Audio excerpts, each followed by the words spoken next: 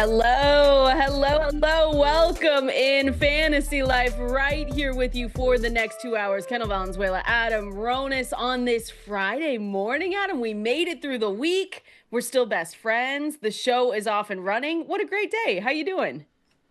Doing well. Yes, we did make it through the first week with this time change, which probably affected me more way than you, even though Probably. you're on the West Coast. And yeah, you're cheerful this morning despite the Mariners last night. Okay, we don't have to do this. You know what you're doing. We don't have to bring it up.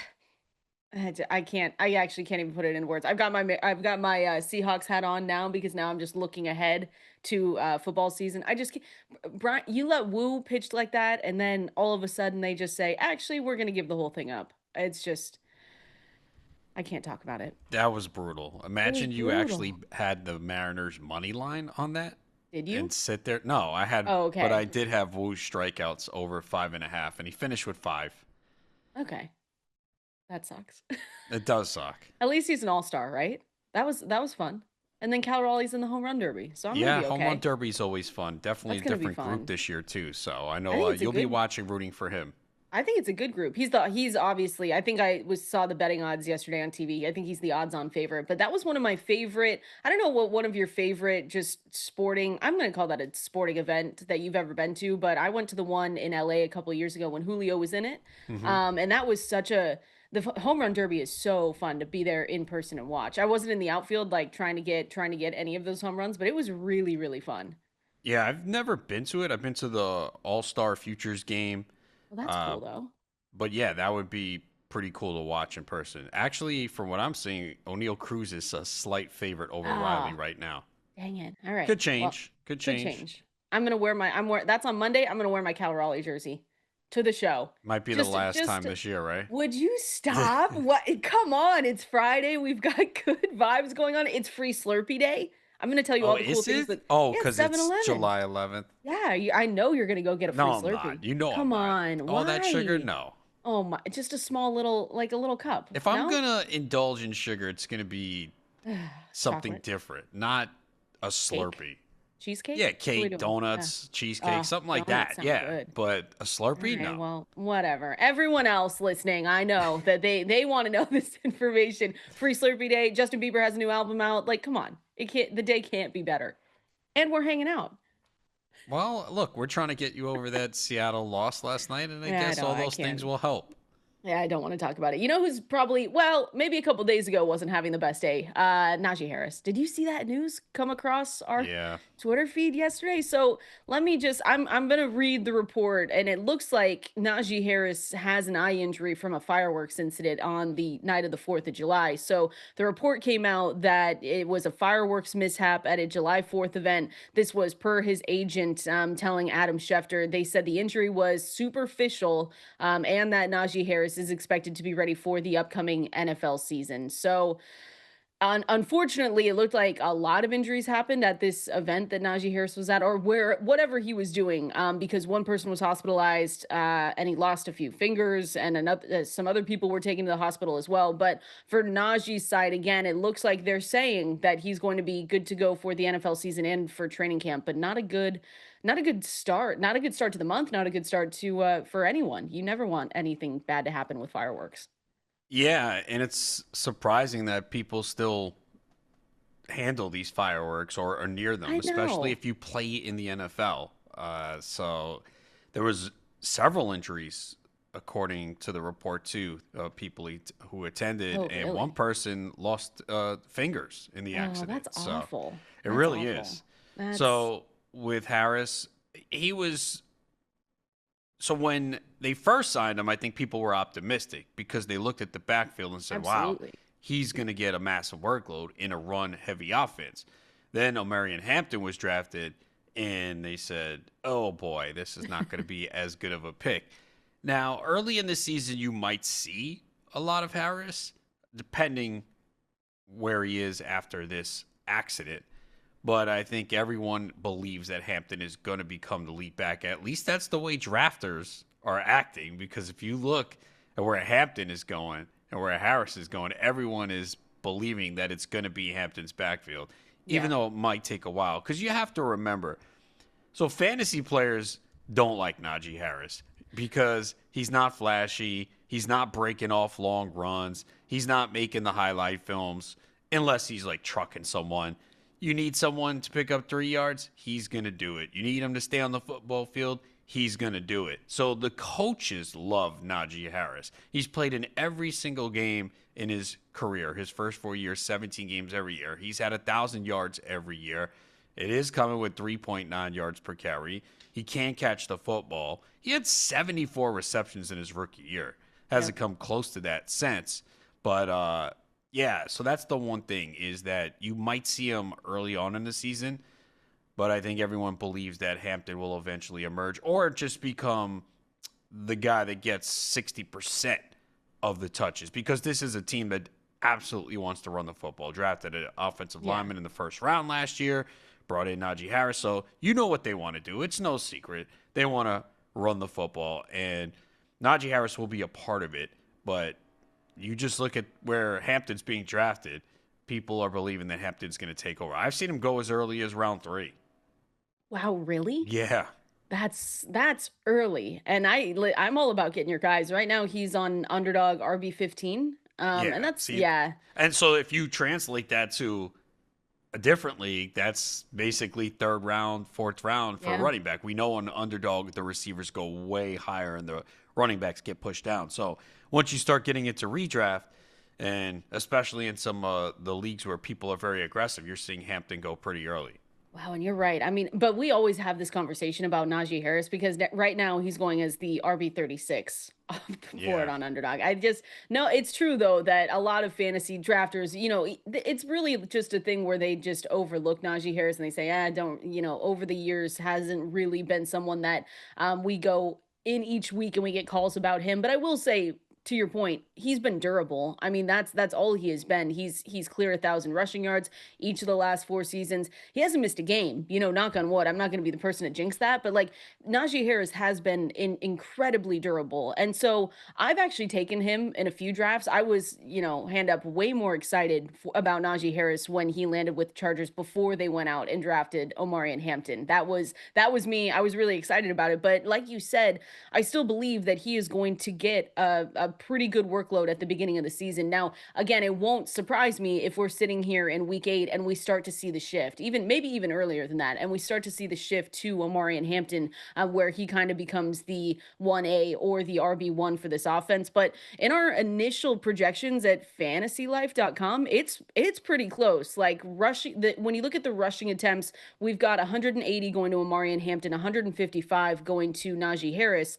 But then you look at the targets and they're pretty similar as well. 36 and a half targets for Amari and Hampton, 36 targets for Najee Harris. So it comes out to a projected 152 fantasy points for Hampton and then 128 for Najee Harris, which if that does stay the same throughout the whole season, there is too big of a gap between Amari and Hampton and Najee Harris in drafts right now. But again, I do believe that Amari and Hampton probably does eventually take over this backfield, but that's not making me shy away from drafting Najee Harris, especially at that price. It's You a don't like him. it's a boring pick. That's why. Like you Okay, well, sometimes we like to be boring and RB36. I mean, that let sounds me like a hang pick for on. someone who goes to bed at 9 p.m. Okay. All right. This is gonna be so fun today. I'm in here. I've got a great attitude. I'm like, let's go. It's You Slurpee do. day. You're It's so talking about the funny because Mariners. You're I talking just about my I going to bed at just 8. I went to bed at 10 last night. I'm tired. 10. I'm Yeah. surprised that you were able to sleep after that Mariners debacle. I I wouldn't have just been able to no, sleep I'm if used that to was it. the What are you Mets. talking about? Since 2001. I'm used to it. What do we I I haven't had you're just excited because I just saw the headline for the newsletter today. What's that's better me. than a free Slurpee? And then I knew that you wrote it. So that's why you're excited. You're going to It go run is. to 7-Eleven A after the thousand show. percent. And you're probably going to go like once an hour, right? Is that like, is, Okay, no. is there a Okay, no. limitation on it? I think they limit you, right? You can't I'm How do gonna they let know everyone though? have one. I don't know. I just that no, that would be You would just go to a different stomach ones. ache waiting to happen. Okay. That would not be fun. But Najee, okay, so yes, Najee Harris is safe and to some, aka you, Is he boring. But safe again, though? no, not really. Yeah. Safe for the first couple of weeks. Probably, yeah. I could see early on there being a split, let Hampton acclimate to the NFL. You know, if he does make a mistake early, then you'll see more Najee. But look, the projections you gave, that's not going to be good for those that draft Hampton early. No. But that probably will change. Again, if Hampton looks good and is dynamic, then you will see that shift. But it is very odd because Najee is used to getting a pretty decent workload on a weekly basis, and he probably went there thinking, "All right, I'm gonna get most of it," Yeah. and then they draft Hampton. So He had to have known though that they were going to go into the draft and get someone. When J.K. Dobbins leaves and all that, like I think he probably knew, right? But if I'm looking at the board, and looking at my exposure, I actually just don't have as much Najee as I thought I did. Again, it was probably that was earlier, early. or Yeah. it was early when I was starting to take him, because it was really nice during free agency when he landed there. So he's going around Zach Charbonnet, J.K. Dobbins, and then Ramondre Stevenson is RB 39. And it is kind of interesting though, because Ramondre Stevenson is in the same, almost the same situation, right? When we're talking about, he stayed on his team, but when we're talking about a team then that went into the draft, got their rookie running back, who a lot of people are way higher on Travion Henderson. But it's one of those things still where I can look at our projections from Dwayne McFarland, and at least for the beginning, the start of the season, it's closer to a split. But again, for Ramondre at RB 39, you can tell yourself and you can kind of see it if Travion Henderson really starts to get going here, after the first couple weeks of the season, because all those rookies always take maybe just a little bit of time to get acclimated, to get up to the NFL speed. But then we see him kind of start to take over, and we wouldn't be shocked. Yeah, and look, drafters are thinking that is going to happen when you look at some of the disparities between the veteran running backs in the backfield and the rookies. You just hit on two where it's pretty obvious, like Hampton and Henderson going way earlier. People are just not as interested in Najee Harris and Ramondre Stevenson, who go on much later. So early in the year, though, you do have to keep in mind that might not be the case. You're going to have some patience. I mean, you see it a lot with these rookie running backs Yeah. outside of the guys that are taken in the first round, which hardly happens anymore. That would be Ashton Genty this year. You're not worrying about any of that.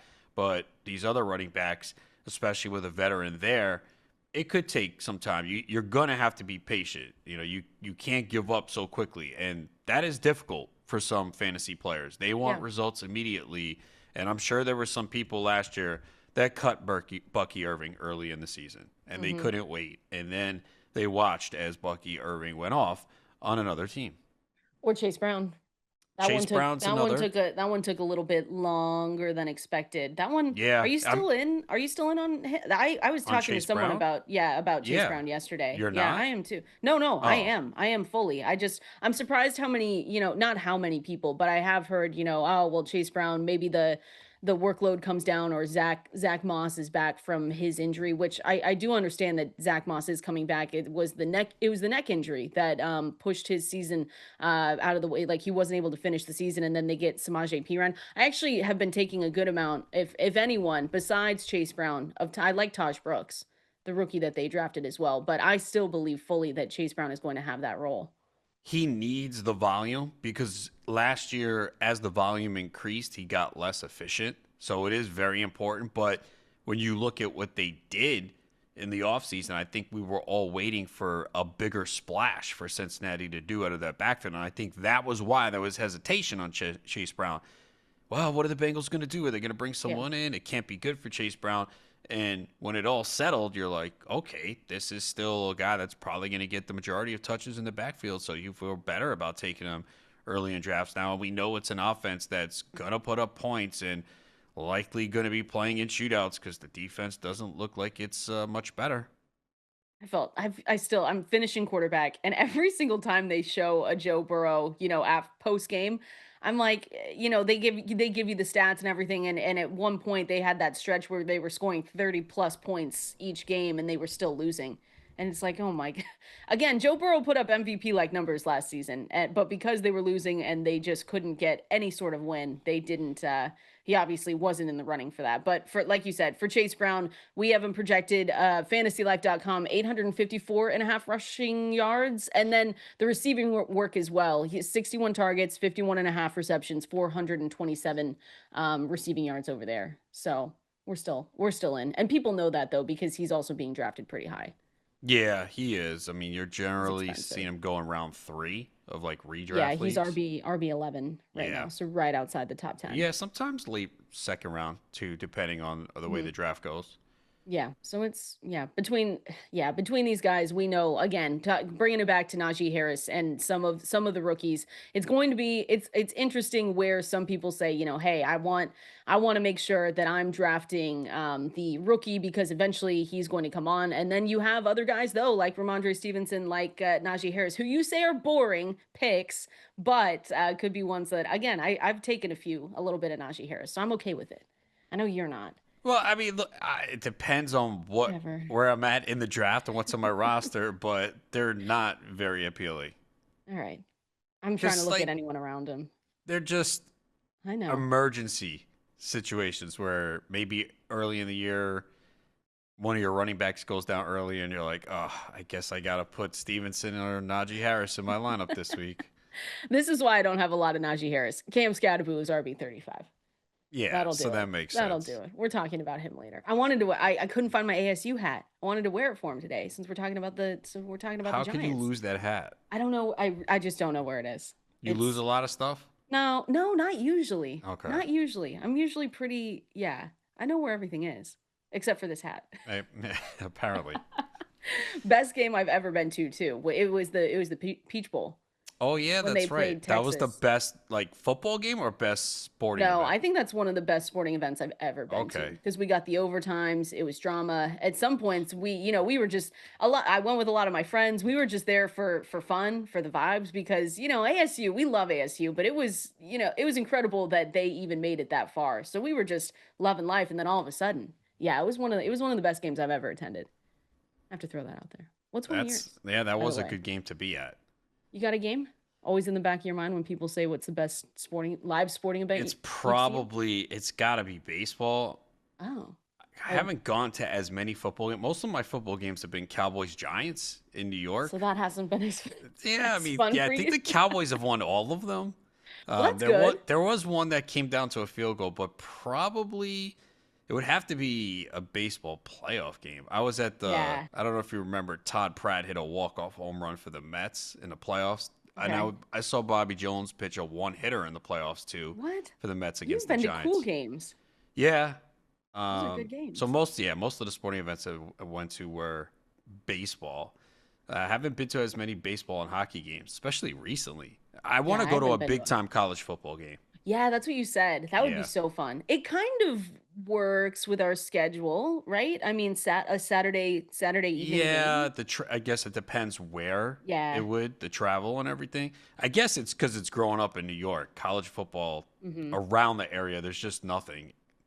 Yeah, that's fair. I've got ASU. We could go to Tempe together. You want to do that? Oh, why? So you can get your, what is it, candy burrito? Is that what it was? Oh, that would be amazing. I That's wonder what if it they're was, bringing right? that back. I need to check out some of I don't think they've released their food products yet for NFL games. Yeah, I'll I know I'll you're on check it top out of and we that. can and we I can know it'll be in see. the rundown once it comes out. Oh, for sure. We're spending a whole segment on it. What are you talking about? We have to Food is dissect important. all the food. Exactly. People, you You come need together food when to you're fuel eating your food. mind to win in fantasy. Exactly. Look at you. It's like we do It all this for a ties in. living. We're doing potential fantasy football breakouts. We've got a list from our Fantasy Life staff over at fantasylife.com, so you can check out all of the names, but we've got a few I want to bring up. We're going to do that here coming up next. Fantasy football is life, and Fantasy Life is right here to get you ready for draft season. Kendall Valenzuela, Adam Ronis, at KValenzuela17, at Adam Ronis over there on X, on Twitter, if you want to give us a follow, if you've got questions, if you want to show us your drafts. I love seeing those lineups, so make sure you send those over. And again, the phone number to call in, 888-963-2682, or you can press that new call-in button on the Sirius XM app to ask us your questions.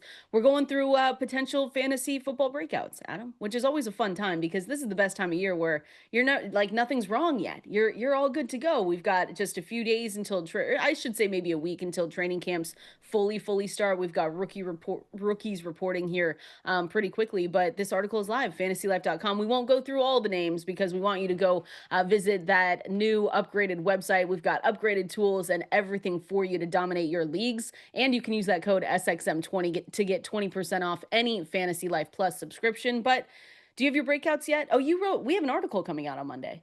Yeah, we do. Yeah. You're done. No, Well, I'm we won't. not. I'm Oh, not you're done. not? Oh, No, okay. I thought you were. You no. usually work ahead. You usually Well, I get done by then. try, but you All know, right. Well, we'll save that for Monday. What if we have the same people? we can't. Oh. So the ones I already wrote So the up, article is they're only done three for players you. because I say same as Adam. You're Same as like, Adam. yeah, you just that would be funny. Ditto. Yeah, I agree with Adam. Done. Nanda would love that. We won't get in trouble for that at all. Yeah, I don't know. I don't think that's gonna cut it, Kendall. You're gonna have to put in work in this one. Dang it. All right. I've got some people some breakout potential on my mind here. But let me read you a couple of just some of the other breakout candidates that some of our fantasy lifers have going on. Ian Hartitz, I like this one because, sometimes people say, a rookie as a potential breakout star, but I have not thought much about Jalen Wright for the Miami Dolphins. And I know some people might sit here and be thinking like, why would we talk about Jalen Wright when Achan is obviously the RB1, and there's no chance that Jalen Wright's going to break out. But when Ian broke it down, though, it was in 2024, like not a ton was expected of Wright because he was the clear number three on this Dolphins depth chart with Raheem Mostert and, like I said, Achan, who went off last season.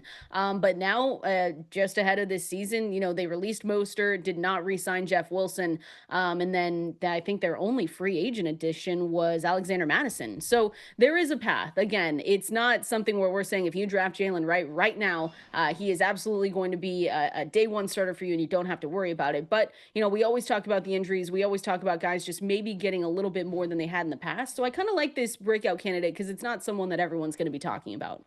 Yeah, because usually on these lists, it's players that have a role. So I like it because it is different. He was someone I was drafting in best ball last year and even in deeper drafts like round 18, 19, 20, just because, I was worried about Raheem Mostert in his age. Now, it didn't work out. We didn't Yeah. see Wright play a big role. He only had 68 carries over 15 games, but he is the next man up at this point. So I think this is someone to take late in your drafts and stash Yeah. them on the bench. We're always looking for that running back that is next up, and Wright is in this situation for Miami. So, yeah, he is definitely someone that I'll be drafting for sure. All those backup running backs, I want as Yeah. many as possible on my roster instead of a seventh receiver.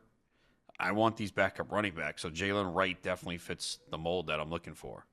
And you've always drafted like that too, and we've always kind of said that on the show where you can, and sometimes, yes, sometimes it happens with the late round receivers where you say, hey, they can climb the depth chart, injuries can happen, and they can really start to solidify a role. But with the running backs, it feels like it's almost not an easier path in that they're just going to absolutely show up and they're just going to be given a full-time role. But with all the injuries that we've always talked about, except for, last season, it was just so it was good for anyone that drafted a lot of those really elite running backs in the first few rounds, and just having the lack of injuries there was something that we don't usually see. So that's why we talk about, towards the middle of the season, back half of the season, when some of those running backs are starting to feel that workload on them. That's when we can see a little bit where we can say, hey, maybe Jalen Wright does get a little bit more here. So that's why we always kind of more so go for the late round running backs than wide receivers in our drafts. Yeah, well, because they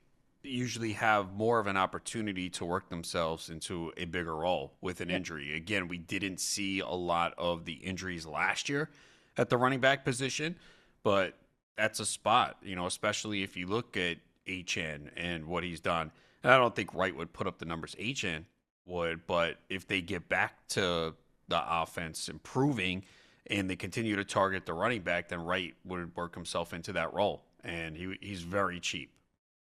Can I ask you about can we talk really quickly about Brees Hall? I've gotten I saw a question over here on Twitter, and this was last night, I think it was. And so I'm sorry I don't remember who sent it in, but just where we're at since we're talking about maybe potential breakouts. I know Brees Hall, we've seen the best of Brees Hall and we've seen some of the not so best of Brees Hall. But last season, 83 utilization score, 73% of the snaps, 61% of the attempts, and then a 61% route participation. But with the Jets and what we believe, they've got Aaron Glenn now going over there. There were, remember the rumors like couple week, like even a couple months ago, where they said, "Oh, it's going to." I don't remember if it was committee, if that was the word that was used, or a 1A, 1B, 1C situation. But it was a comment that for fantasy managers we never like to hear, because if there's a committee, two-headed monster, we can kind of be like, okay, there's some leeway here to win. But when it's three people in a rotation, that's where we never want to go. So where are you at with Brees Hall, and not only just a new coaching staff, but what your expectations are for him? Yeah, he's a tough one. So I'm open to drafting him, especially if he falls and I need a running back. It would have to be more of a situation, though, I think, where I start two wide receivers and then he's there at like Okay. in the third round. And I've been seeing him available in the third round, and he's the highest back on my board. That's probably where I would go. But it is tough to figure out because he was taken early in drafts last year. He didn't look like he had that same explosive ability. We're used to seeing Brees Hall break long runs. You just didn't really see it. But there is a good opportunity here. That seemed like it was more talk. That was when Aaron Glenn, I remember we talked about, I think it was like 2 months ago, and he Yeah. mentioned that. I don't know if that's going to play out. It still feels like he's going to be the primary guy in this backfield. And, he is a guy I do think you want to watch early on and see what they're saying about him and if they are going to involve other backs. Because we saw just 2 years ago, he caught 76 passes. Yeah, So, he had and even RB6 in half PPR points per game per year. Yeah, and even last year, I mean, he did catch 57 passes in 16 games. It's just that we didn't see as many rushing yards and only 209 carries. So the offense you would think would be better. Fields should help him to open up some running lanes as well. So yeah, he's kind of a polarizing player because I feel He people is. like him and people hate him. Like some people are going to say stay away, others are like he's a good bargain. I'm still right in the middle, but I'm more on the side of maybe he's a good bargain. And I'm not fully out on him like when we have conversations right now about Christian McCaffrey, because again, that's another polarizing running back. But I will say, it is worrisome, and we'll have to wait to see what training camp looks like and what head coach Aaron Glenn is saying. Because if we take what he said, if we take that and we say, okay, he's going to have a reduced role, then yeah, no one's going to want to go out and get Brees Hall at the price he's at right now. But on the other side, if it's the same as what we look at for the fantasy life projections, we still have him with what is that, 280 combined carries and targets, which is the eighth best mark in the league for running backs. Then you could look at that price and say, well, there's a chance here that this is just a really, more of a run heavy team. You look at their running back yards before contact per carry the last 3 years, hasn't been great, right? 2022, they were 30th, 2023, they were 23rd, and 2024, last season, they were 26th. So this is the reigning 17th ranked offensive line. But right now, I'm good with Brees Hall. I'm good at the price. Again, not going out of my way every single time to draft him, but I am going to be listening pretty carefully during training camp to see if Aaron Glenn tells us a little bit more. Because yeah, if it's a split, then you're not going. That's not a good price that you're getting Brees Hall at right now. Yeah, especially in the Jets offense. You don't want a back that's going Yeah, to be splitting. yeah, you You don't. need He's that RB volume. 12. He's RB 12 right now. Yeah, and that's because it's difficult to push him much lower at this point. Like that seems like the right price. Oh, for sure. I would say so. You've got Josh Jacobs at 10. You've got Chase Brown, who we just talked about, at 11. And then in comes Brees Hall, Kyron Williams, James Cook, Omarion Hampton to round out, the top 15. Yeah, and all those backs after have some question marks as well. Definitely, definitely. So we'll have to wait and see. I did want to know about Brees Hall, and we got some questions yesterday. So just wanted to look at that. But again, breakout candidates. There's a lot of good names in this article. So make sure you go to fantasylife.com. While you're there, sign up for that newsletter. You can have me telling you to go get a free Slurpee today, and that's the news that you need in the middle of July. But you can also use that code SXM20. Gets you 20% off any Fantasy Life Plus subscription. So we've got tier 1 and tier 2 going going into the year, and we've got great new upgrades to our tools and everything. So, want to make sure you guys go and check that out. We're going to talk about red flag players, players that people just say, hey, there's no chance I'm going to draft this guy again because he either burned me, he's coming off injuries, but should we be considering them in 2025? We're going to give you some of those names coming up next. We are here, Fantasy Life, on this Friday. You know what stinks, Adam? Is because now that we're an hour earlier, we can't, do the joke and tell people to just leave work. Be like, hey, it's Friday. Just go ahead. Summer Fridays. Leave after lunch. But now It's what a time little is it too for you? early. 10:40? Is that Yeah. right? Yeah. I think they just showed up. I don't think we can do that anymore. Maybe You like can 11. still say it. They don't have to listen. Well, that's true. That's true. Leave work. Tell them that Adam sent you and said, hey, I Nah, gotta don't go. don't put this on me. I I gotta get in go. enough trouble. I don't need more. Oh, it is early for you though. That's why It we really still have the is. Folgers read. Oh, I It, need to send you some. I need to just do it. I mean, look, it's early for you too, but It you're is. used to it. Yeah. I do. Yeah, I am because I don't go to bed at 2 in the morning. And I get a good night's rest. So Yeah, I told one of my friends, I was like, yeah, I have to get up earlier now because the radio show's back. They're like, oh, really? Wow, that's so rough for you, getting up at 9 a.m.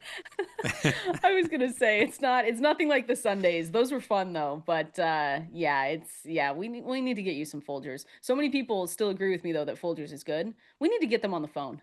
We need to talk to them. I just think those people are trying to They get on your good don't. side No, and appease no. you. I Yeah, think they agree with me fully that Folgers is good coffee, but it's fine. We'll continue to have this argument throughout the whole rest of the year. I can guarantee you that.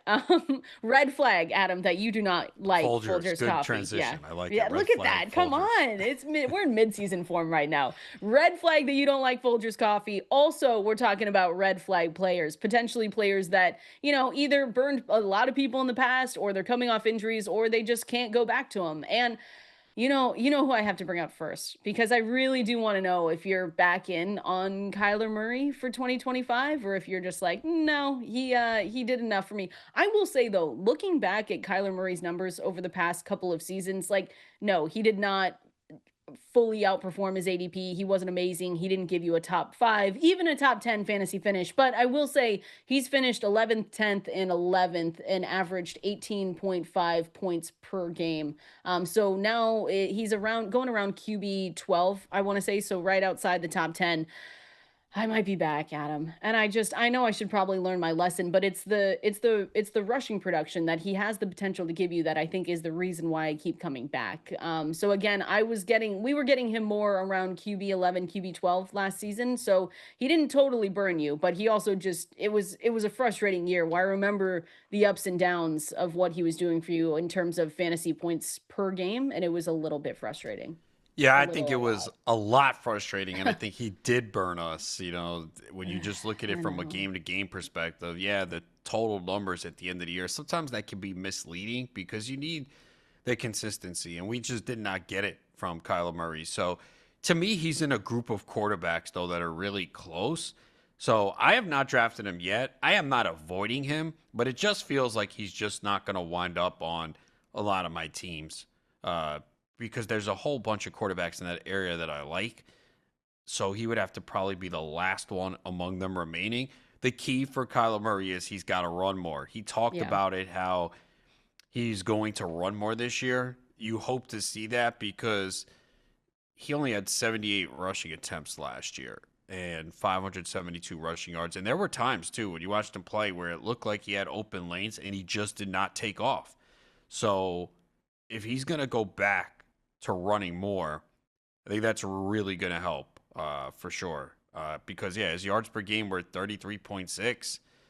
He had that big year he had in the year two was 51.2. Hmm.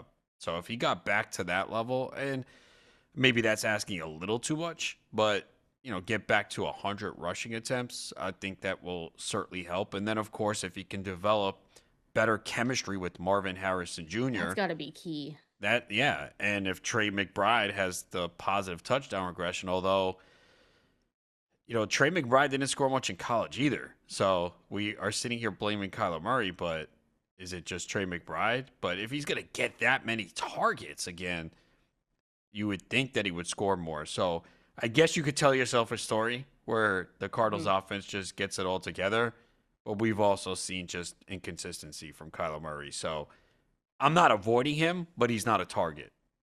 It's and you bringing up the rushing yards is key because I also am looking at just the scoring from last season. And you're right. I guess I tried to push it in the back of my mind because it was so obviously painful, but you would have big weeks. That was the disappointing part, right? So it would always keep he would always keep you reeled in because he'd give you, 25, 14, not great, but then you'd have a down week of like 9 fantasy points. Then it'd go back up to 24, then it'd come back down to 10. It was always we never, and I remember this conversation last year, we never got consistent week in, week out good fantasy production from Kyler Murray. And that was probably, again, one of the other more disappointing parts. And like you mentioned, Marvin Harrison Jr., like he had a catch percentage of 53.4%, which was the lowest among all rookie receivers. So if you think that maybe Marvin Harrison Jr. is your breakout candidate for not yours, but just in general, if Marvin Harrison Jr. is your breakout candidate for 2025, then there's potential that Kyler Murray comes along with him. I will say one of the cool things that we have that Dwayne McFarland worked on this offseason is the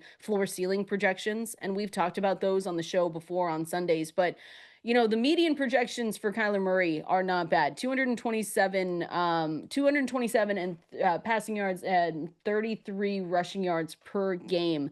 But the ceiling marks come in at 251 and 44. So that's the sixth highest ceiling in that variance model that you can find at fantasylife.com. So I will say I haven't taken a ton yet, and we still have a couple months. But he's still in the back of my mind. I know it's a red flag, but it's the rushing upside that we always like to look for. If he does actually run more and he says that he's fully healed, because I remember we had a quote a couple months ago saying he was saying that he didn't feel 100% at any point last season. Maybe it gets better. I'm trying to talk myself into it. I love when you hear that after the year. Isn't it the word? We had Yeah, that with we had a with lot of so those many last year. players With so it was the across all Tyreek sports too. It's Tyreek not just Hill football. Yeah, with the wrist injury. Who was Pittman had the back stuff? back. Was that Yeah, I mean Pittman? I think he That did was miss during a the game. We season knew though. about that though.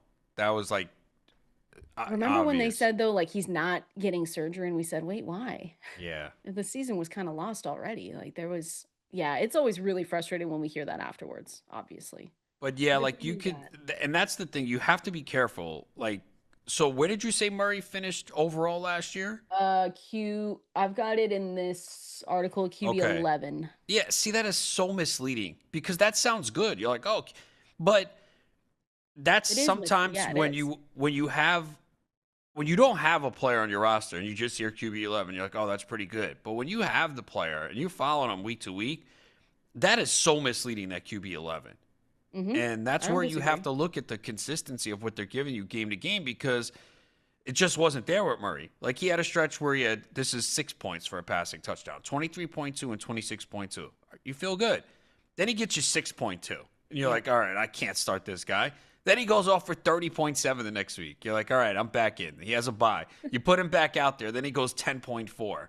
And now you're like, I don't know what the hell to do at this point.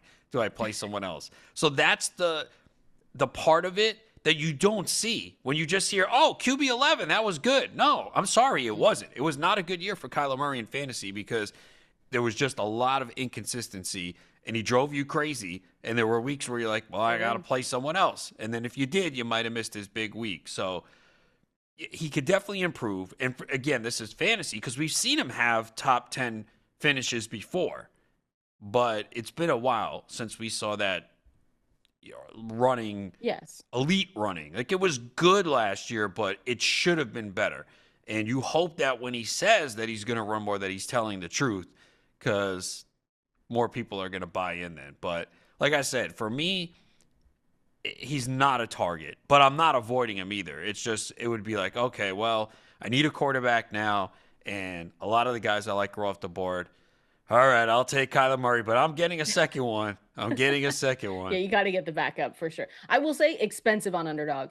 Almost too expensive for me. Not Is he almost. like QB 8 or He's 9 QB there? 8. Yeah, see QB that 8. I'm not doing that. Too expensive. I'm He's not going doing ahead it. of, so that puts him ahead of, other guys. Bo Nix is one of them where I know we've had that same conversation, but it's, yeah, going ahead of Bo Nix, going ahead of Justin Fields. Yeah, QB 8's expensive. Yeah, I think he'll be cheaper on other platforms. I agree. I agree. Or he should be. Listen to this stat from ESPN. He obviously we talked about him struggling as a passer, averaged 7.1 yards per attempt, which is QB 20. And he only had 3 completions of 40 or more yards. That's the problem. If he is not going to get there with his legs, how do you feel confident in his passing ability? We just haven't seen it. Yeah, no. No, you haven't. And again, you can believe two things can be true. Like you can believe in a Marvin Harrison Jr. breakout, but still it's looking like an uphill battle to climb. But QB8 on underdog is quite expensive. I've got just a couple more names for you for red flag players, and I want to see if you're on board with them, if you're back, or if you're saying no, it's a little bit too risky. I'm going to give you those names here coming up next. Appreciate everyone hanging out with us right here. Fantasy Life on Sirius XM Fantasy Sports Radio. Kendall Valenzuela, Adam Ronis with you. Here's a player that I took a lot of last season that was not, and it was so unfortunate with the concussions, Adam. And I understand this is a phenomenal athlete. You know, he's got so much left, but Chris Olave as a player that maybe people are looking at him and saying, he's got too many red flags. I don't want to draft him in 2025. It's not only, the unfortunate concussions that happened last season, but another one that you can look at for this year is that it's Tyler Shuck's season. And we kind of don't know what that's going to bring. On the other side, though, Adam, when we look at guys and we try to look at values, guys going way later in drafts that do have this pathway to getting you solid fantasy production, he's projected for 100, obviously 100 plus targets, but he's going outside the top 35 on underdog. So there's two sides that you can look at it and say, well, I don't necessarily believe in Chris Olave, but he's such a value that I want to go and get him. Or you could say, hey, it hasn't worked out for me in the past, and I'm just not going to spend my draft pick on him this year. Where are you at so far? I like the price, so if he's around there, I will take him because he has fallen extremely far. This was a guy that was being drafted in the second round last year. Yes, there are definitely a lot of question marks though. But that's why he's going at this It's price. baked into his price for sure. Yeah. Yeah. So the concussions are number one. I guess with him it is more something that you have to put more credence in it. A lot of times with injuries, it's tough to predict them. Yes, some more guys are injury prone, especially if it's the same type of injury.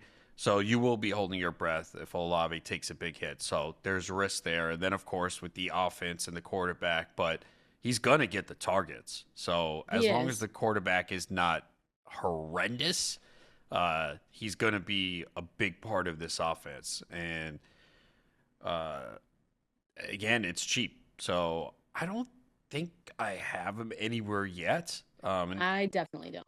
yeah, I don't either. But you'll be able to get him as like your wide receiver four.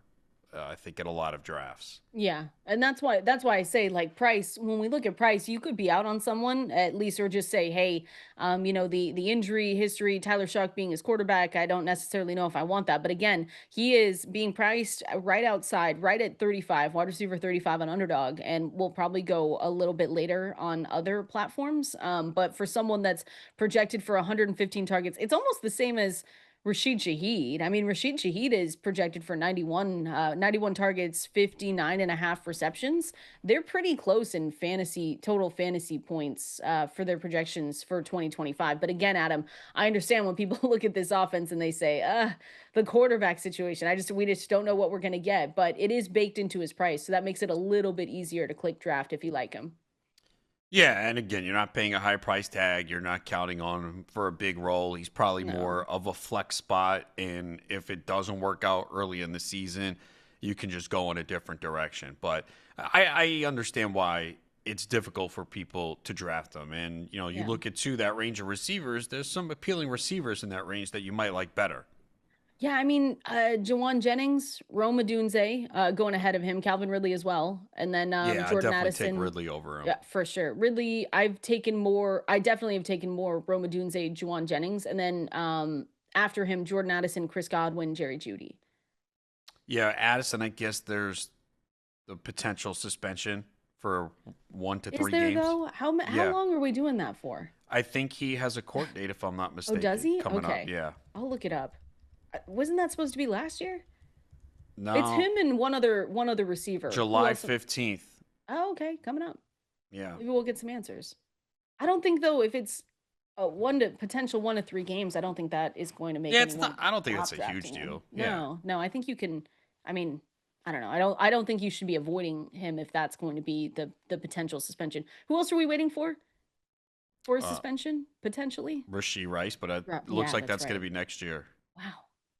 We've been They're going to talking keep about this pushing for it like back until we've been he talking about this retires. for like 2 years. I swear we've been talking about this for a really long time. But yeah, so again, it just kind of depends on the risk tolerance and what you like, but it is really baked into this price with Chris Olave. And we'll just is Tyler Sheck your guy this year? Is he going to be your new Will Levis? No. Come on. I Why? don't know what you're talking about with Will Levis.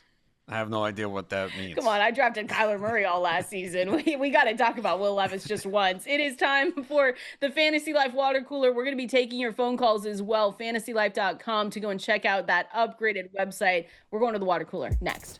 It is our favorite time of the day. Time for that Fantasy Life Water Cooler. Going through some pieces of news that you might have missed over the last couple of days, and of course, some notes from the top of the hour from the show. And as always, taking your phone calls. If you got any questions for us, make sure you call in 888-963-2682 is the phone number. And then again, you can also press the new call in button on the Sirius XM app. So that's another way that you can get in touch with us.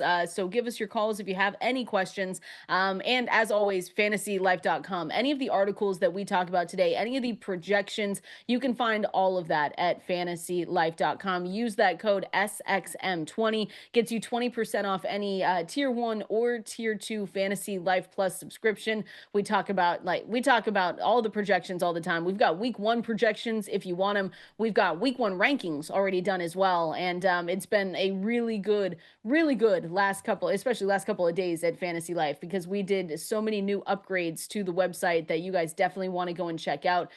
New utilization report I think just dropped today, Adam. I think Dwayne put it in one of the chats. It's new and improved. It looks amazing. So any reason to tell you to go to fantasylife.com, I'm going to do it. And again, SXM 20% off any of the either of those tier 1 or tier 2 subscriptions. It looks great. That's all I can say, Adam. The website Oh looks great. yeah, like the changes and definitely some improvements and more on the way. So excited about that. The game log is cool. The game log is one of the upgrades that Dwayne did with the utilization report. So if you want to go and check out, what happened last season, what you're looking at, the utilization score that some of these guys had going into the season, you can go and do that. So fantasylife.com. All right. We're getting into some news. We already talked and mentioned Najee Harris at the top of the show. It looks like he's going to be okay for the NFL season. We'll just have to see what happens at training camp, I guess. You think they got a memo after that said, please don't play with fireworks? Shouldn't they have gotten it a long time ago? Well, yeah, but Especially do after you think Jason Pierre NFL, Paul. you'd think they'd learn. You think teams People though don't learn sending from out anything. The same mistakes keep happening with I've never athletes, with regular people, I so know, I know. people don't learn. But have you ever like just wanted to hold a firework as it was going? I've just never Oh, had. so I did a lot when I was younger. Oh, Yeah. okay. See, look at you. But I'm talking like teenage years. Like we used to I don't buy know. fireworks and set them off. As I got older, no, now I sit back and watch from afar. I sit Not back and from. watch the fireworks show at City Field. I saw fireworks last Oh, week at City nice. Field. So yeah, or I sit on my balcony when it's open. It's I not was gonna open say now. not this year, but Yeah, obviously it's been a long time. But I will sit out. That's the one good thing about July 4th is you could sit on your balcony and I could see fireworks all over, like all over. So Mhm. no, I'm not putting any fireworks in my hands anymore. And especially if you're an That's good. athlete or someone that relies, I mean, anyone in general, like Yeah, just be don't set them smart. Be off. safe. Like Yeah, there's I'm too with many you. things that can go wrong. Yeah, just don't do it. But Najee Harris looks like he's going to be. We'll see. They said he's going to be good for the season. So just something to monitor there. First part of the water cooler here that I wanted to mention though is there's a whiteout workshop hosted by Chad Ochocinco this week. I think this is fun because we always get the tight end university stuff, and Taylor Swift was there a couple weeks ago. Obviously the star of the show, but for those attending the whiteout workshop, it's Jamar Chase, T Higgins. You've got Tyreek Hill there. Jerry Judy, JSN, Jaden Reed, Cortland Sutton, Elijah Moore. Got to bring up Elijah Moore in this situation, but that should be fun. I like that. Hopefully, we get some good videos and stuff out of that. Yeah, Chad Ochocinco seems like a pretty cool guy. Would I definitely know, like to hang right? out with him. He's definitely, I feel like, at the top of a lot of people's lists where they say if you could get, have a beer with any athlete or something, he just seems really cool. He does. I think I'd have to put Charles Barkley up there too. As your top? One of the yeah, I've heard good things too. I said Yeah, people have he's seen him in funny. bars and he's very generous and talks to people. So, I like but that. yeah, Chad Ochocinco too, a really good tipper. He makes it known on social media.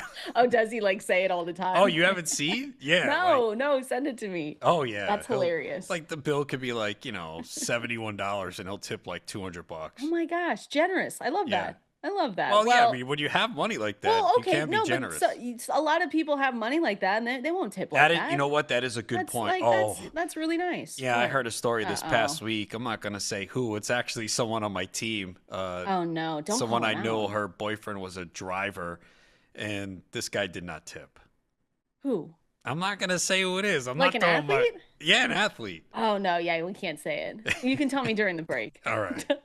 That's the worst. But no, that's cool. So I will say, so Whiteout Workshop, again, it's just like Tight End University, and so you get to see the clips shown on Instagram and Reels and stuff. This brings me though to one question where I want to ask you who should be at the Whiteout Workshop. If you have a player that you're like, hey, you should go to this so we can get a little bit better fantasy production. Because the first player that came to my mind of someone who I drafted a lot last year, so a receiver that just obviously didn't do well, and I'm hoping I was just a year too early, was Roma Dunze. I'm like, Roma Dunze needs an invite there. And we've said a lot of really good things about Caleb and just saying, hey, this offense should get better. They've got an upgraded offensive line. They've got Ben Johnson with the Chicago Bears now, but Roma Dunze didn't do anything for you in the 2024 season. And for me, I want to believe because 17 games he had he had 54 receptions off 101 targets, 734 yards, 3 touchdowns. 11th in yards per route run if we want to get positive here, but he just wasn't the receiver that you were hoping for. I wished I would have, obviously it's hindsight now, but drafted just a little bit more Brian Thomas Jr., Malik Neighbors. Well, we still liked those guys. I was all in on Roma Dunze and it did not work. So hoping he's going to the Yeah. Look, I didn't have any last year because I thought the price tag was way too high, and I just didn't think there was enough targets to go around.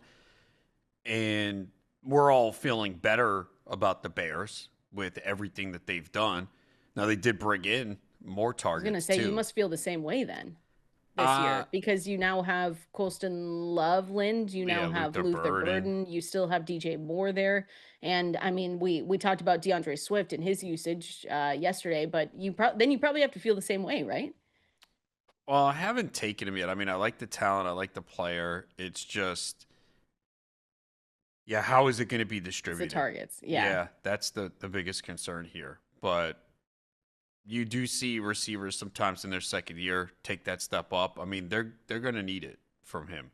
They're going to need a lot. He's wide receiver 33 over on Underdog right now. And again, I'll say it every single time that we talk about Underdog, just in case you don't draft over there. But wide receivers are pushed up pretty heavily. But I think the Bears are probably a lot of people's radars as just a bounce back team in general. And there's a good reason for that, Adam, because you do have, I mean, for what Ben Johnson was able to do with the Lions, there's a lot of hope there. We saw flashes from Caleb Williams as well, especially when we look at all the stats from last year, not only through the air, but on the ground. Roma Dunze right now is projected for 98 targets, and that's compared to DJ Moore's 114 targets, 58 receptions, 788 receiving yards, 135 total fantasy points, half point PPR. Yeah, it's going to be a challenge to figure out the way it's going to go for the Bears because again, they especially with Colston Loveland spending a 10th I know. pick on a tight end, you got to be planning to use him. You And you would still think, got Cole right? Kmet there too, I so know. That's my question is like, are you like I've been looking through just some of obviously just some we've talked a lot about tight ends and just thinking, okay, what could happen with some of the rookies? Because Tyler Warren, Colston Loveland were supposed to be are, technically two of the best tight ends to come in. And people were really excited about them. I remember Thor Nystrom was always talking them up, but they landed in not great spots for fantasy football. So it's always interesting to look at, okay, Colston Loveland's there, but are you still drafting Cole Kmet kind of thing? Is he still going to be involved or no? They I just gave him a don't new contract, I know that, but I don't see how he can be that involved anymore. right? It was like a big extension. 4 years? It's just money Yeah, it's for just 4 them. years, $50 million. But then you, Um, if you look, wow, 32 million guaranteed? if you're gonna spend that early of a pick on Wait. Loveland, you clearly have plans to use him. Yeah. You just won't do it. I mean, it was the same last year with Brock Bowers Yep. when It was Mayer Michael was there. Mayer. Yeah, I so remember. Don't you remember the Michael Mayer days where he was, yeah, that was fun. He was a yeah. waiver wire pickup everywhere. He was just supposed to be really good. Miss that. Okay, are you buying into the potential that DJ Moore gets traded? I got asked this question a couple days ago on a podcast, and I said no, just because of the dead cap hit is way Hmm. too much. And I guess there's always a chance, right? I guess there is always a chance that if the Bears are actually just so bad by the time the trade deadline comes, that there's a chance if DJ Moore's really that unhappy, there's a chance. But if we just look at it from a money perspective, I cannot see them moving on from him. Yeah, so I saw some quotes from DJ Moore talking about Ben Johnson, and he said it's fun, but it's intense. Mm. You gotta know the playbook. You gotta be on top of things. So Don't you have to do that anyways? yeah, but apparently not as much in previous years, I What are we guess. talking about? So uh, I think that's definitely something to watch there. But he's basically said there's a lot of changes and you really have to keep up. So remember, there has been criticism of his body language, especially last year. Oh, DJ Moore? Yeah. Yeah. So, like, he's a player I've always drafted. I like him. This year, I haven't yet. Oh, Yeah, okay. a lot of it has just to do with the way that the ball is being spread out. The crazy part, though, is this is the cheapest I remember DJ Moore in a couple of years. And you would think, like, this is the best situation that he's been in terms of the way we Yeah, you're expect the right. offense to be upgraded. Wide receiver 22? Right? Like that he Yeah. was like in the 15 to 20 range usually. So W- so is this a buying opportunity or is this the market saying, "Hey, you got DJ Moore, Rome Odunze, Colston Loveland, Luther Burden. Like it's just too much here." Man, that is cheap though. That puts him around the range. So like rookie Tedderole McMillan's going ahead of him. Wide receiver 21, who went over to the Panthers. And then you have Mike Evans going ahead of him and Jackson Smith and Jigba, who's fallen off a little bit. I'm surprised. Yeah. JSN's price Yes. is wide receiver 19 right now. Yeah. I think Like people are worried about the quarterback and the offense just being I think they such should be. run heavy. But yeah, it's a good call out though, because I guess I never really noticed. He also hasn't necessarily been on my radar yet. We've got months to go, but I haven't taken a ton of DJ Moore. Guys behind him, DK Metcalf, Xavier Worthy, Jameson Williams. Wow, Jameson Williams is expensive. Um, He's very expensive. So is I'm Worthy too. Like Worthy and Rasheed Rice going so high. I don't, and again, I'm trying not to hate on Jared Goff because we've talked about this. He was too expensive months ago. His price has come back to, the right spot where he should be. But Jamison Williams at wide receiver 25, to me, I'm not going to take him at all at that price. That's expensive. Well, here's the thing. If you look at Detroit and you look at the price of all their players and you don't like Jared Goff, there's going to be bust on this team because Jameer Gibbs, round one. Amon-Ra St. Mhm. Brown, round one. Laporta, what, round 5, 6? Yep. David Montgomery, Jamison Williams, round 4, 5. There's no way all these guys are panning out. So where are the busts coming from on Detroit? Remember, you mentioned it too. The outdoor games. That's a big deal. They didn't have it They was have a 2 hard or 3 schedule. outdoor games last year, Hmm. more than half this year. They're not going to be as good. It's not and Frank Ragnow, their center, like there's a Yeah, that's a lot big of deal. yeah, there's a lot of issues here with Detroit. I mean, they could still put up a lot of points, but they definitely are not going to be as good as last year, and that means some of these players are going to bust because they're all going so high on Detroit.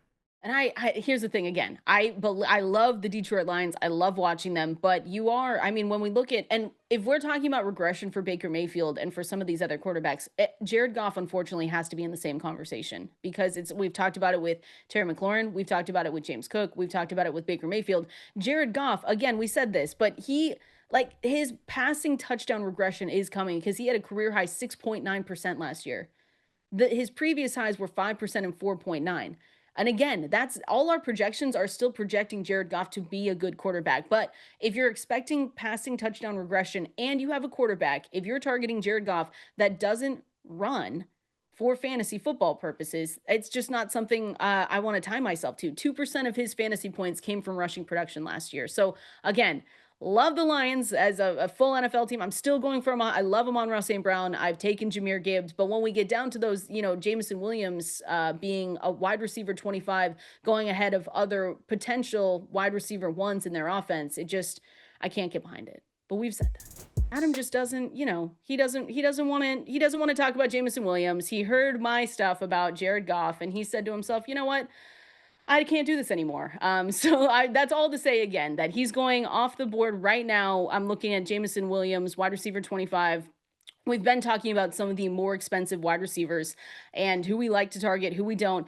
And for me right now, unfortunately, Jared Goff is one of those guys that I just can't get behind yet, but his price has come back down. So that is important. We're going to continue on here.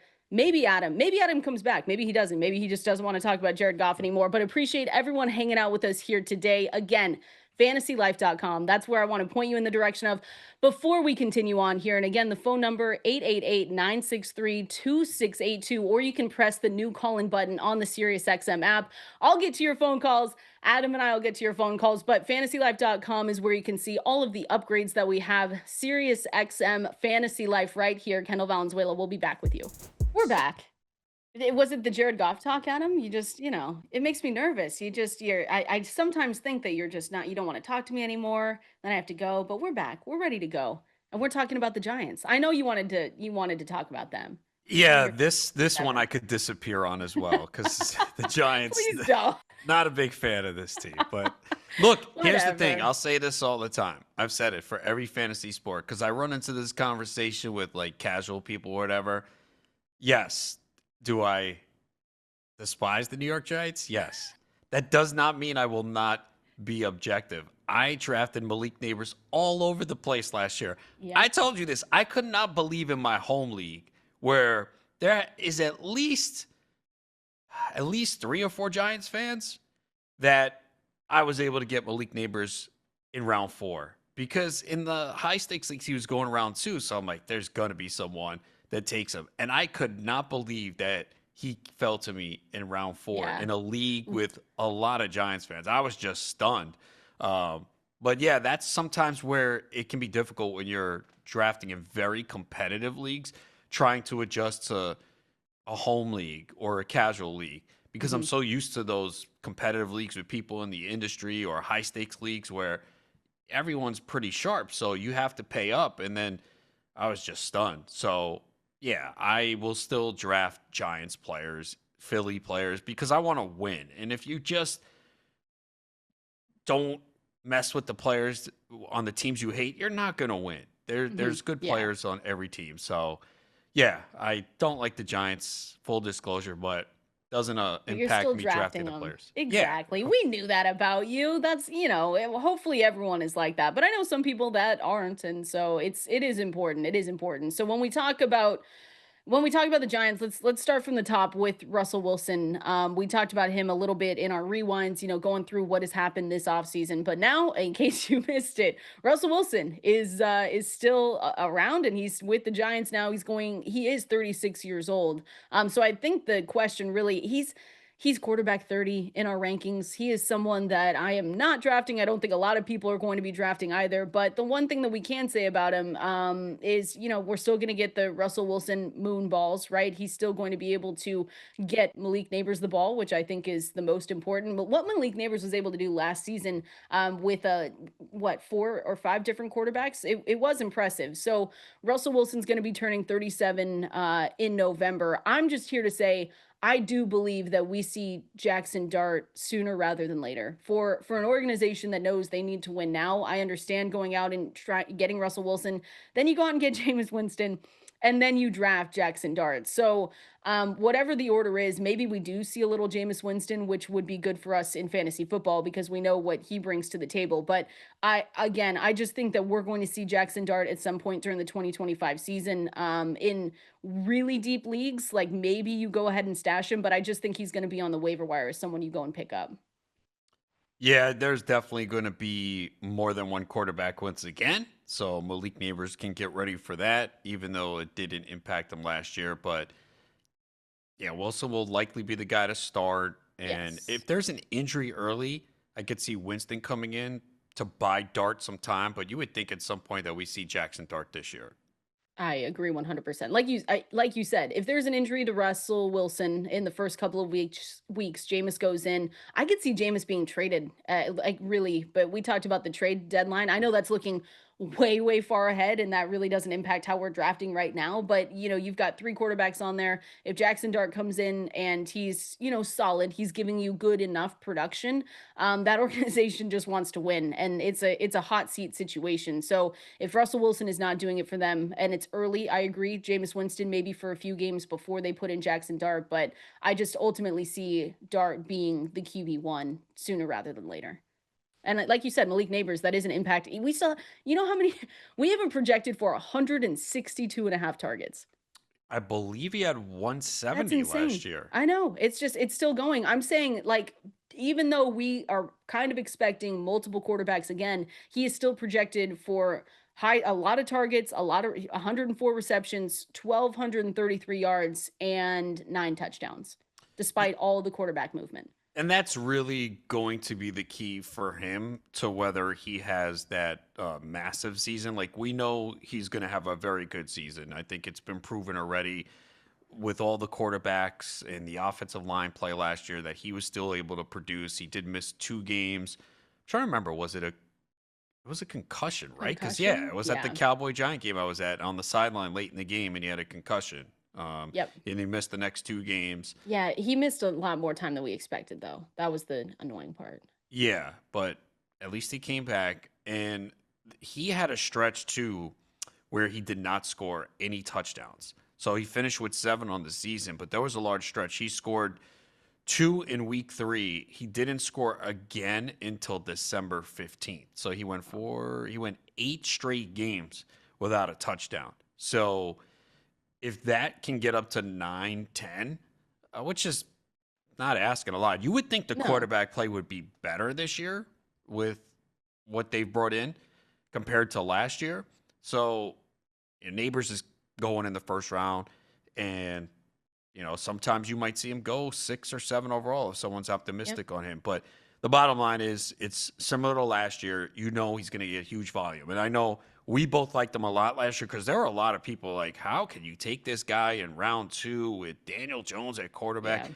You just looked at it. They drafted him. He a great talent, and he was going to get a massive workload, massive targets, and that's exactly what happened. So, Yep. because there were a lot of people who were like, "I can't believe he's going high," and I know we were both opposite. I know we both Yeah, took him early second we round. really liked him. Well, it's just, it's always the question of, okay, yes, is the quarterback play could be a little bit iffy, but when you have the talent that he was coming in with to the NFL, and when you have one of the highest target ceilings in the NFL as well, like that's really what's going to push you over the edge. So I'm with you. I mean, Do you know what? he is a top Do receiver. you know Yeah. what the fewest amount of targets he had in one game was? What would be your Oh, guess?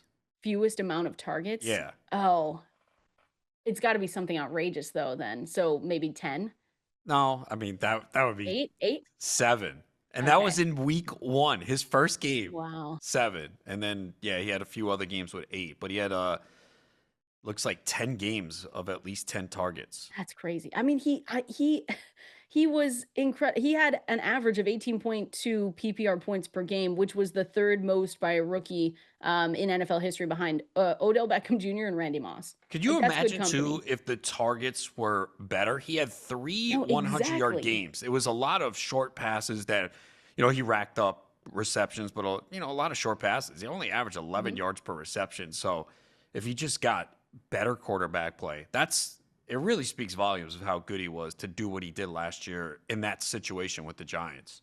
But that's why I agree with you. Like, we might not like Russell Wilson as just a fantasy quarterback, but you should, like you said, maybe you get a little bit better play between him and potentially Jameis Winston. And we'll have to just it's a wait and see situation with Jackson Dart. But yeah, anyone listening doesn't need us to tell you that, yeah, you're gonna draft Malik Neighbors in 2025. What about the big question really is the backfield.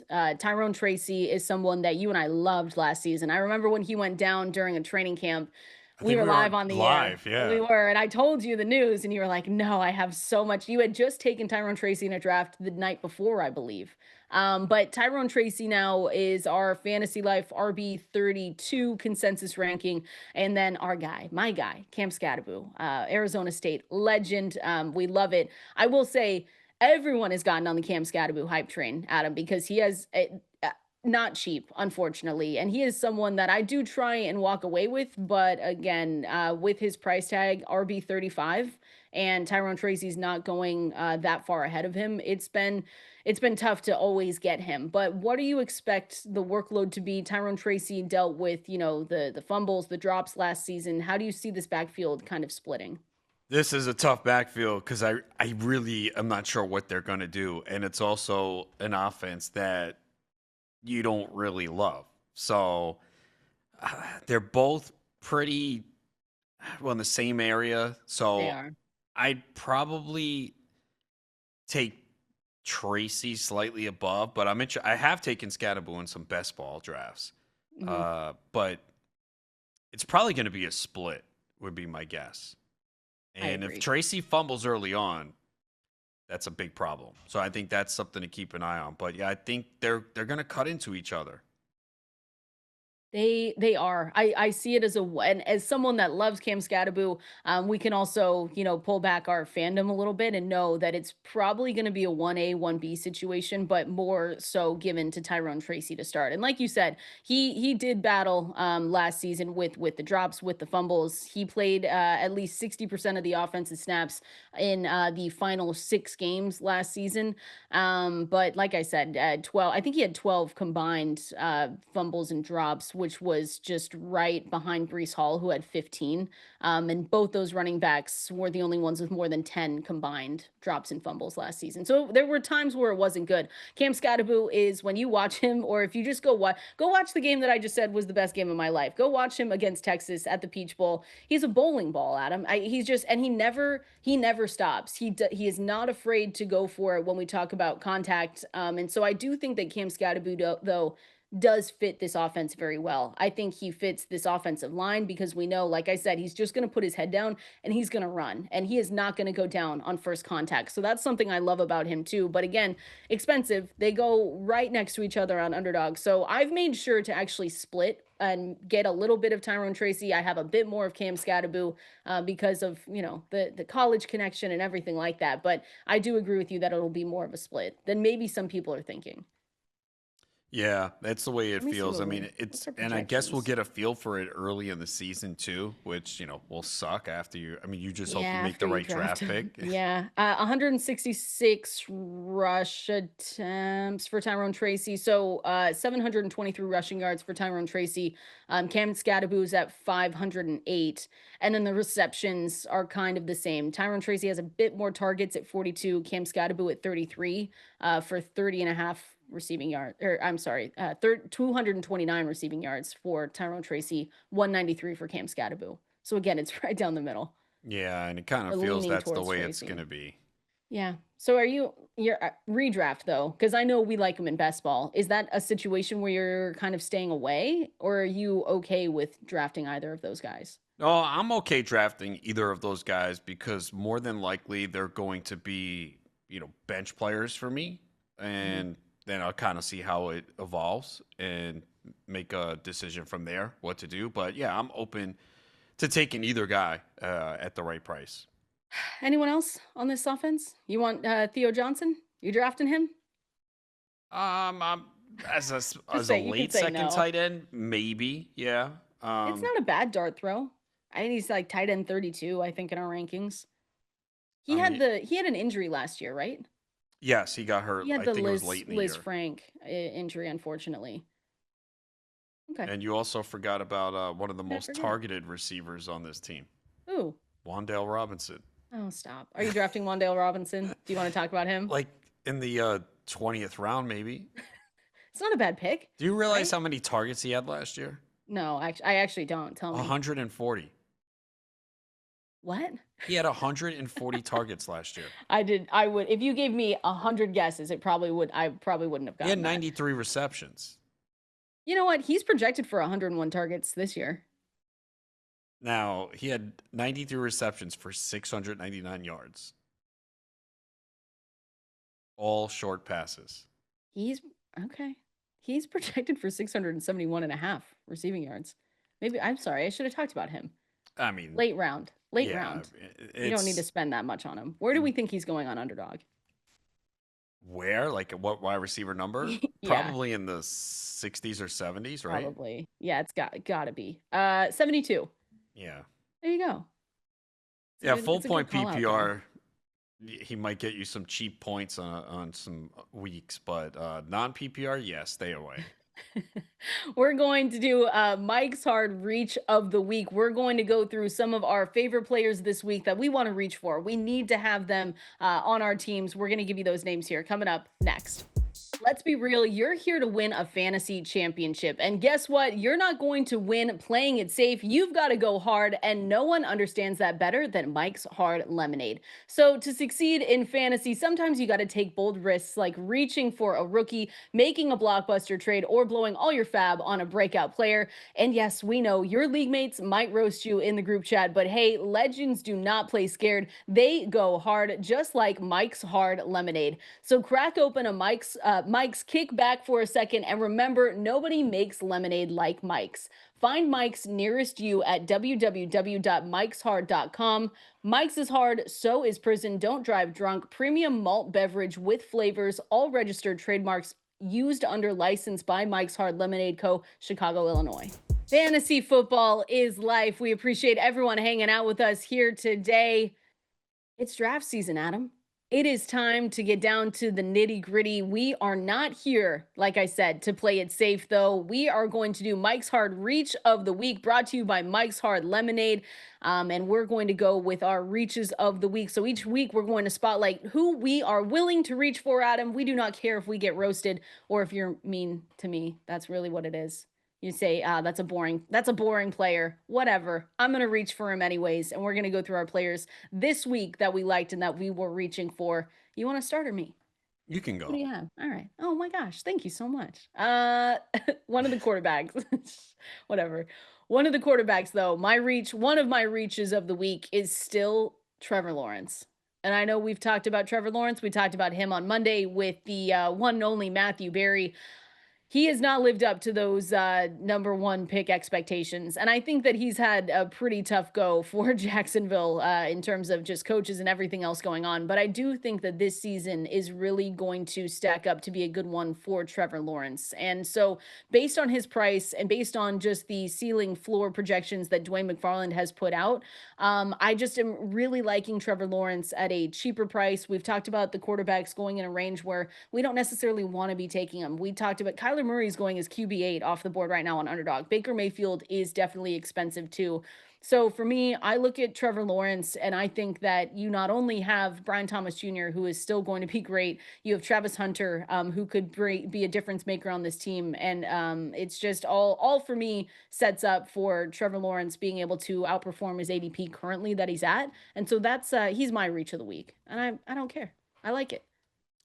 Yeah, look, it's all set up for him to have success this year, right? I mean, with Liam Cohen coming in and Travis Hunter. So I think people have been burned by him so much that they've given up on him. And That's fair. I'm willing to draft him. Again, I'm willing to take the elite quarterback more than ever, but I'm not going to reach for them. And if I wind up in a situation where I wait on quarterback a little bit and I take two, and this is more for leagues with 18 roster spots or more, then I think Lawrence is in that conversation. You know, you take Lawrence and another quarterback, and you hope that one of them pans out into a every week starter. And I think Lawrence still can do it. I really do.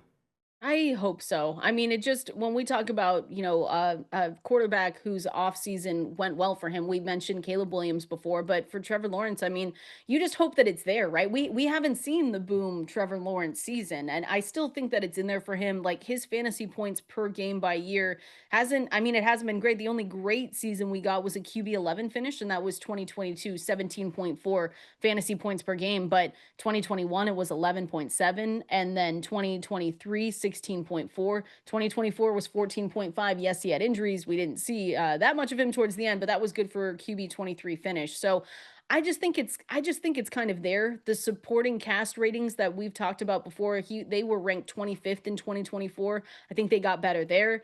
And you've got Liam Cohen over there saying, Duval in his press conferences, and he's ready to go. So at least there's more hope there, I think, going into 2025. And but it is up to Trevor Lawrence to kind of reach those heights, stay healthy, and that's the one thing that you're going to hope happens. So that's my guy. Who's your guy? I'm going to go with someone that you know very well that you will be happy to hear, and that is Kenneth Walker. Yes. He's a guy that Nice. obviously has been affected by injuries, and I think that's the immediate thought. If you bring up Kenneth Walker, oh, he can't stay healthy. It's been 3 years in the NFL. It's been 15, 15, and 12 games. It feels like there's always something.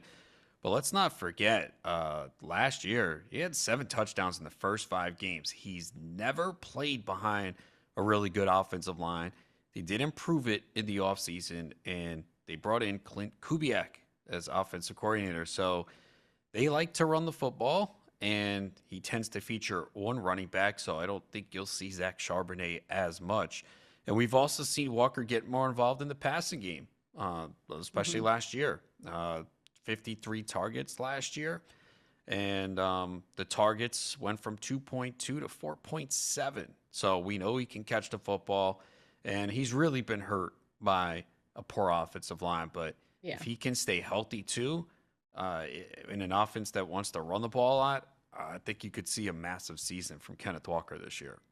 I like that call out. I like especially when you've got Clint Kubiak coming in, and we've talked about Sam Darnold and how this team is probably going to be a bit more run heavy.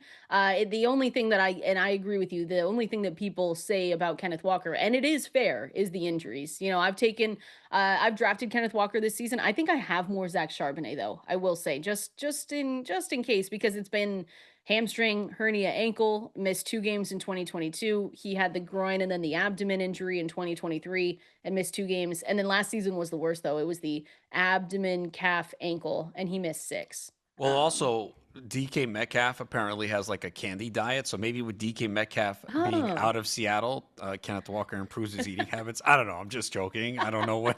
But you've heard that about Metcalf, oh right? Like he yeah, of just course. He loves. likes a bag of candy. I bet he's getting a Slurpee today. Oh, I'm sure he's getting 7.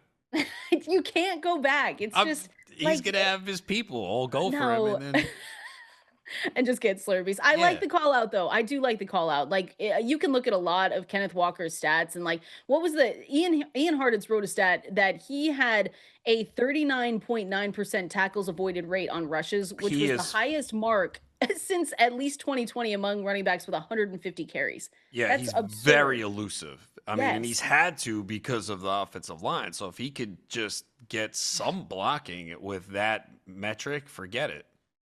Yeah. We'll hope that that offensive line is better. You're probably more optimistic about the offensive line than I am. They got Gray Zabel. That was good. Hmm. That was good, right? Everything's gonna be fine. I'm with you though on Kenneth Walker. I like him as a reach. What's his price at? I don't think it's Like usually round 4. egregious. Yeah. No, I don't think that's bad at all. I will Yeah, say though, I have taken a good amount of Charbonnet. He's RB 17, Kenneth Walker, off the board right now. yeah. Yeah, I mean, look, Charbonnet we saw last year too when he got that opportunity because I had him in a lot of leagues. So I had no Kenneth Walker last year. So I wasn't rooting for injury, but I'm like, Kenneth Walker, take your time. It's okay because there were a couple leagues where I was struggling at that RB2 and had those weeks where Charbonnet filled in. And it was really good because he just got some big workloads. I mean, I he had think, that that game against Arizona, 22 yeah. carries, 134 yards, 2 touchdowns, and 7 catches for 59 yards. Like to get that from a guy that was on your bench most of the year, and that was late in the year, that was massive. And then we In even saw like the first week 2, week 3. He Yep. had 3 total touchdowns. He had 21 touches and 19 touches.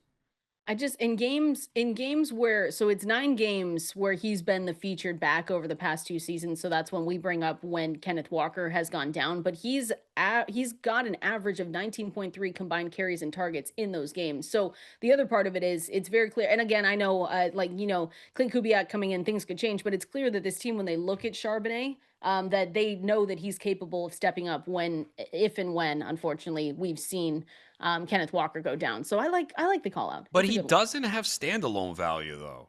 No, he doesn't. That's But the that's problem. in his Yeah. price though. He's RB 37. You know what Yeah, I mean? he's So he's he's a guy you just put on your bench, and if Kenneth Walker misses a week, yeah. you're putting him in and you're going to get 15 to 20 touches. So it's a nice insurance plan to have. Yes, absolutely. And like I said, baked into the price because at RB 37, you're not necessarily going down that list and starting those guys. So That's got to be higher than last year too. I think it it's because was. of what we saw when Kenneth Walker was out. People remember that. They're like, Yes. "Well, I want to have that guy in this Kubiak system if Well, in Kenneth Walker misses the time." 6 games was brutal for Kenneth Walker last season. It just felt like we could never like it felt like it would get better and then all of a sudden it's like 3 steps backwards. So that was the unfortunate Yeah, I part. got to just forget about that.